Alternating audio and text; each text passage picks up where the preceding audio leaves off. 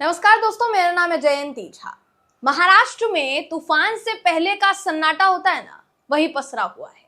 कुणाल कामरा ने मुंबई से बाहर रहकर इस सन्नाटे को पसार जरूर दिया, लेकिन मुश्किलों का कम होना फिलहाल मुश्किल ही नजर आ रहा है। उप मुख्यमंत्री एकनाथ शिंदे के समर्थक कुछ हद तक शांत हुए हैं, लेकिन पूरी तरीके से शांत नहीं हुए हैं। तो वहीं अब टी सीरीज ने एक नया बखेड़ा खड़ा कर दिया है दोस्तों। ये नया बखेड़ा आपको मैं आगे बताऊं, उससे पहले एक रिक्वेस्ट है आप लोगों से मेरी कि मेरे चैनल पर अगर आप नए हैं तो प्लीज चैनल को सब्सक्राइब जरूर कीजिए। बड़ी मेहनत लगती है दोस्तों आप तक वीडियो पहुंचाने में, इसलिए इस मेहनत को सराहिए, यही आपसे रिक्वेस्ट है। तो उप मुख्यमंत्री एकनाथ शिंदे को लेकर कुणाल कामरा के जिस गाने पर बवाल हुआ था, ठाणे की रिक्शा, अब उसी गाने वाले पार्ट को लेकर टी सीरीज ने कॉपीराइट स्ट्राइक मार दिया है।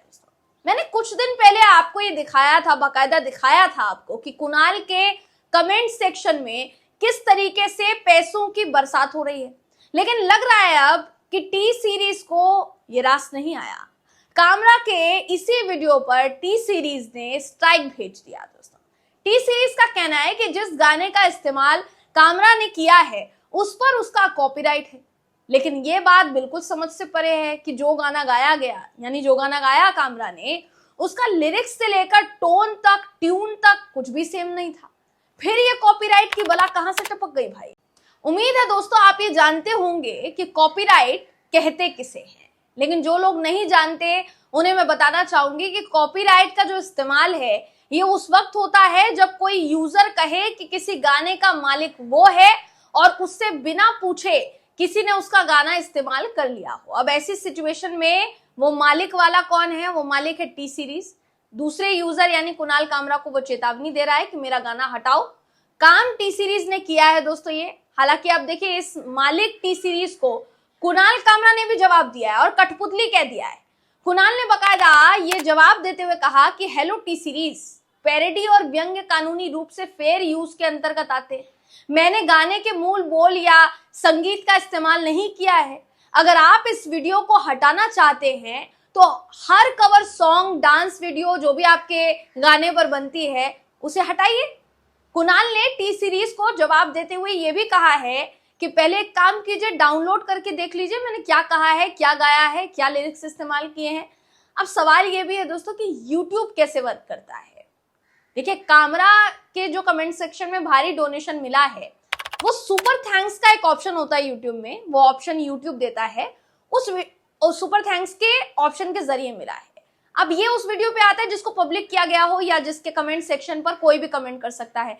हर वो यूजर जो यूट्यूब से पैसे कमाता है, अगर उसका पेमेंट आने के बाद कॉपीराइट स्ट्राइक आया, यानी कुणाल कामरा की पेमेंट आने के बाद कॉपीराइट स्ट्राइक आया, तो यूट्यूब के पास कुणाल कामरा के जो सुपर थैंक्स से पैसे आए हैं, डोनेशन से पैसे आए हैं, वो बचा रहेगा।